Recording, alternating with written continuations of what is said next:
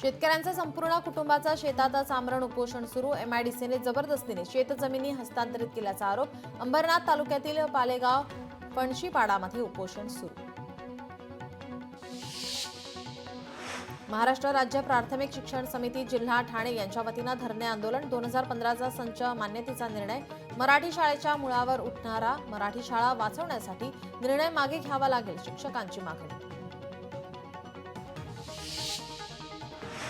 महाराष्ट्र राज्य प्राथमिक शिक्षक समितीचे वाशिमच्या जिल्हाधिकारी कार्यालयासमोर धरणे आंदोलन। शालेय शिक्षण विभागाने 15 मार्च 2024 रोजी संच मान्यता संदर्भात जारी केलेल्या शासन निर्णयानुसार पटसंख्येच्या कारणावरून गाव, तांडा आणि वस्तीतील अनेक शाळा बंद होण्याची शक्यता। राज्यातील कमी पटसंख्येच्या शाळा वाचवा। अमरावतीत शिक्षकांचे धरणे आंदोलन। विविध मागण्यांसाठी अमरावतीमध्ये शिक्षकांचं आंदोलन।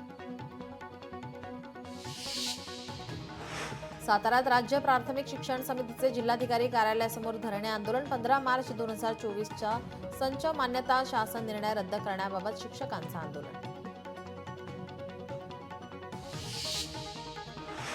स्वाभिमानी शेतकरी संघटनेचे साखर कारखानदारांच्या विरोधात धरणे आंदोलन। एफआरपी रद्द थकवलेल्या साखर कारखानदारांच्या विरोधात कारवाईची मागणी। परभणीत ठाकरेंच्या शिवसेनेकडून जायकवाडी पाटबंधारे कार्यालयाला घेराव घालून आंदोलन। धरणाचा डाव्या कालव्याच्या माध्यमातून पाणी सोडण्याच्या मागणीसाठी आंदोलन। यवतमाळ जिल्हा परिषदेसमोर राज्य प्राथमिक शिक्षक समितीचे धरणे आंदोलन। संच मान्यता अन्यायकारक शासन निर्णय रद्द करण्यात यावा या मागणीसाठी शिक्षकांचं आंदोलन। पार्किंग करून ठेवलेल्या रिक्षाने घेतला अचानक पेट। भिवंडी शहरातील नारपोली परिसरातील घटना। आगीमध्ये संपूर्ण रिक्षा जळून खाक। आगीचं कारण अस्पष्ट।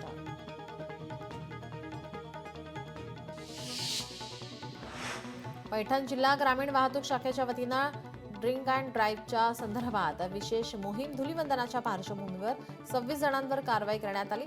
4,60,000 रुपयांचा दंड आकारण्यात आला।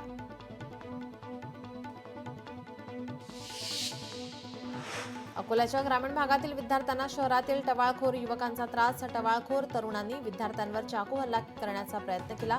या प्रकरणी पोलिसात तक्रार दाखल। धुळ्यात तरुणाकडून 25,000 रुपयांच्या बनावट नोटा जप्त। या विरोधात आझाद नगर पोलीस ठाण्यात गुन्हा दाखल। यामुळे आता बनावट नोटांचे रॅकेट चालवलं जात असल्याचा संशय निर्माण। परभणीच्या पूर्णा तालुक्यात अवैध वाळू उत्खनन सुरू। रेती उत्खननाचा परवाना नसताना राजरोसपणे वाळू चोरी आणि विक्री। महसूल प्रशासनाचे मात्र याकडे दुर्लक्ष। अमरावतीच्या दर्यापूर शहरामध्ये 2 खासगी वाहन चालकांमध्ये बाचाबाची।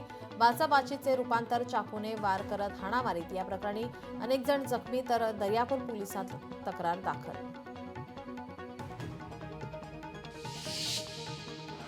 येवला सिन्नरसह इतर भागातील पेट्रोल पंपावर रात्री लुटमार आणि मारहाण करणाऱ्या टोळीला अटक। 5 जणांना क्राईम ब्रांचच्या पथकानं केलं ताब्यात।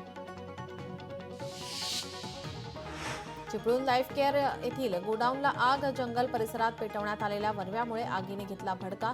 नगर परिषदेच्या अग्निशमन दलाला आग विझवण्यात यश।